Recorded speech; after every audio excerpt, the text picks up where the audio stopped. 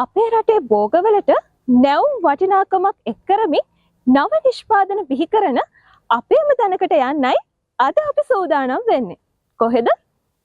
එන්න අපි ගිහිල්ලාම බලමු.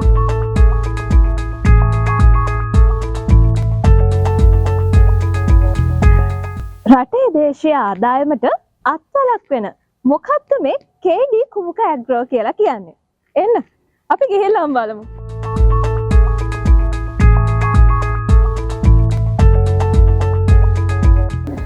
පැස්ටා කියන සංකල්පය අපිට හඳුන්වලා දුන්නේ විදේශ රටවලින්. ඒ පැස්ටා නම් අපි ඕන තරම් කාලා තියෙනවානේ. හැබැයි පැස්ටා එකක් කාලා තියෙනවද මඤ්ඤොක්කවලින්. ඉතින් මේ වගේ අමුතු නිෂ්පාදනය කරන තැනක් තමයි KD කුමුක ඇග්‍රෝ කියලා කියන්නේ. ඉතින් අද මම වැඩි සිටින්නේ ඒ නිෂ්පාදනවල ව්‍යවසායිකාවත් සමග. ආයුබෝවන් මෙත්මා තේරුවර මහත්මිය.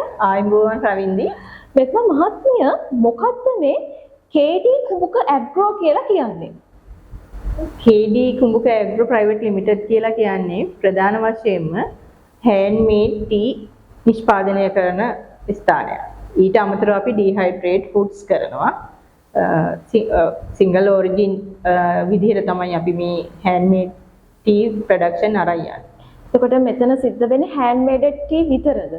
නෑ, ඩිහයිඩ්‍රේට් ෆුඩ්ස් වර්ගත් කරනවා. ඒකේ සාමාන්‍ය විදිහට මේ ගස්, වැල්, මල්, කොළ විතරක්ම නෙමෙයි ඊට එහා ගිහපු ඩිහයිඩ්‍රේට් ෆුඩ්ස් වර්ග නිෂ්පාදනය කරනවා අපේ ආයතනයේ විසින්. ඔව්, හෑන්ඩ්මේඩ් ටී කියද්දි පොඩ්ඩක් අපිට අහන්න අඩු වචනයක් තමයි මොකක්ද මේ හෑන්ඩ්මේඩ් ටී කියලා කියන්නේ? හෑන්ඩ්මේඩ් ටී කියන්නේ සාමාන්‍යයෙන් අපි නිකන් කලාත්මක විදිහට තේ නිෂ්පාදනය කරන එක. ඒක අපි ආටිෂන් ටී කියලා කියනවා.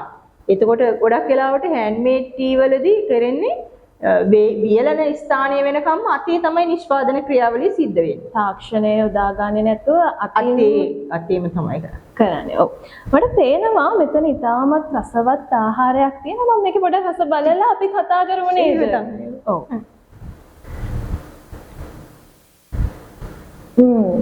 හරිම නැවුම් රසක් තියෙන්නේ.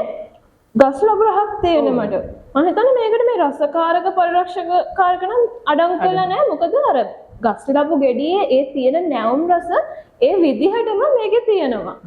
ඇත්තටම මේ රවින්දි අපේ ආයතනයේ තියෙන ප්‍රධානම මේ සංකල්පය තමයි රසකාරක පරිරක්ෂක කාරක අඩංගු නොවන විදිහට ආහාර නිෂ්පාදනය කිරීම.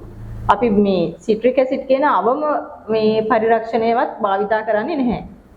ඉතින් ඔය නිෂ්පාදනය පුතාලා දුවලා රැයට පාඩම් කරනකොට ගොඩක් වෙලාවට අම්මලා දෙන්නේ කේක් කෑල්ලක් හරි ටොපියක් හරි වගේ නේ තේ එකක් එක්ක.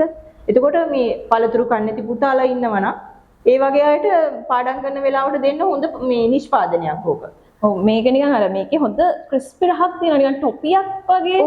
මට තේරෙන්නේ මේක. අපි ඕක නිෂ්පාදනය කරන හැම පළතුරකින්ම අඹ, කෙසෙල්, කොමඩු, එතකොට කටු අනෝද වගේ හැම පළතුරකින්ම වගේ නිෂ්පාදනය කරනවා. ඔව්, ඔන්න පළතුරු කන්න කැමති නැති ඔයාගේ පුතාට දුවට දෙන්න පුළුවන් හොඳ නිෂ්පාදනයක් තමයි මේ ආයතනයේ විදිහින් මේ හඳුන්වලා දීලා තියෙන්නේ. රැට පාඩම් කරන දුවට පුතාට ওই කේක් කෑල්ලක් දෙන වෙලේ දෙන්නකො මෙන්න මේ වගේ ප්‍රණීතවත් ආහාරයක් නැද්ද? ඉතින් මේ වගේ මේ එක නිෂ්පාදනයක් විතරයි අපිට පේනවා මෙතන නිෂ්පාදන කිහිපයක්ම තියෙනවා. ඉතින් මේ වගේ නිෂ්පාදන කරන්න ඔබතුමියට කොහොමද මේ සංකල්පයක් මතුවුනේ? මේ කාලය ඇතුළතදී ගොඩක් වෙලාවට ඩිහයිඩ්‍රේට් කරන ෆුඩ්ස් වගේ සංකල්පයක් දැන් අවුරුදු 2-3ක ඉඳලා විශාල වේගෙන් අපේ සමාජය තුළ පැතිරීගෙන යනවා. හැබැයි ඩිහයිඩ්‍රේට් කරන එක කියන්නේ අපි හිතන්නේ අර වේලනවා වගේ අදහසක් තමයි ඩිහයිඩ්‍රේෂන් කියද්දී අපිට එන්නේ. ඒකද මේ යොදා ගන්න තාක්ෂණය? එම සංකල්පෙම තමයි. හැබැයි අපේ දැන් ඉරව්වෙන් නෙමෙයි වේලන්නේ. ඒක තමයි මෙතන තියෙන විශේෂත්වය. ඉරව්වෙන් නෙමෙයි. යන්ත්‍රානුසාරයෙන් තමයි වේලන්නේ. ඉස්සර අපේ මුතුන් මිත්තංගාවත් ඔය තාක්ෂණය තිබ්බා. අහලා ඇති මං හිතන්නේ රවින්දියට මේ අටුකොස්. ඊගාවට වේලපු මේ කොස් දොර මේ පැණිවල දාපු ඔය ඒකත් අයිති වෙනවා ආරක්ෂණ ක්‍රමයකට. පැණිවල දාපු කැවුම් ඒ වගේ පරිරක්ෂණ ක්‍රම අපේ මුතුන් මිත්තනොත් අපේ ලංකාව තුලත් අතීතයේ තුල ඉඳන් පැවතුණා. නමුත් විදේශීය රටවල් වල අර කාලවල තියෙන වෙනස හින්දා සීත කාලයට පාවිච්චි කරන තමයි ඔය ඩිහයිඩ්‍රේට් ෆුඩ්ස් ගොඩක් වෙලාවට පාවිච්චි කරන්නේ. ඔව්. අපි දන්නවා මේ වගේ දේශීය ආදායම් දේශීය ව්‍යවසායකයෝ ගේ හැකියාව වැඩි දියුණු කරොත් තමයි දේශීය ආදායම වැඩි වෙන්නේ. එහෙම නේද? ඇත්තටම ඔව්. මේ අපිට මේ දේශීය ව්‍යවසායකයන් වැඩි දියුණු කරන්න අපිට ඒ තාක්ෂණික දැන ඊගාට අවශ්‍ය කරන පවා එන්නේ දේශීය දේවල් හොයාගන්නේ නේ අපිට අවශ්‍ය කරන තාක්ෂණික දැනුම ඊගාට අපිට අවශ්‍ය කරන සාතික ඒ වගේ දේවල් හරි පහසුවෙන් ලබා ගන්න පුළුවන් නම් වෙළඳපොළ වටිනාකම අපිට ඇත්තටම හොයාගන්න පුළුවන්. එතකොට මේ වගේ දේවල් අපේ රටේ හැදින දේවල්නේ. එතකොට ලංකාවට එන විදේශිකයෝ බලාපොරොත්තු වෙන්නේ ඒගොල්ලන්ගේ රටේ වේලපු මේ ඔය කිවි ආමන්ඩ් වගේ දේවල් නෙමෙයි. අපේ රටේ තියෙන දේශීය දේවල්. එතකොට අපේ ගොඩක් වෙලාවට අපේ ඔය සංචාරක ස්ථානවල ඇවිදිනකොට අපි දැකලා තියෙන සාප්පුවල ගොඩක් වෙලාවට තියෙන විදේශීය පළතුරු ඩිහයිඩ්‍රේට් කරලා. ඉතින් අපිට පුළුවන් අපේ දේශීය දේවල් ඩිහයිඩ්‍රේට් කරලා ඒ වගේ ආයතන වලට සපයන්න.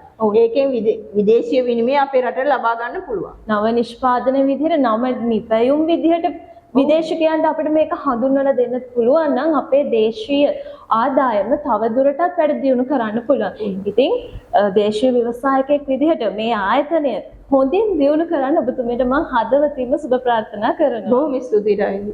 ඉතින් අපි අදට ඔබෙන් සමු ගන්න තවත් දවසක හමු වෙන බලාපොරොත්තු වෙයි. ආයුබෝවන්.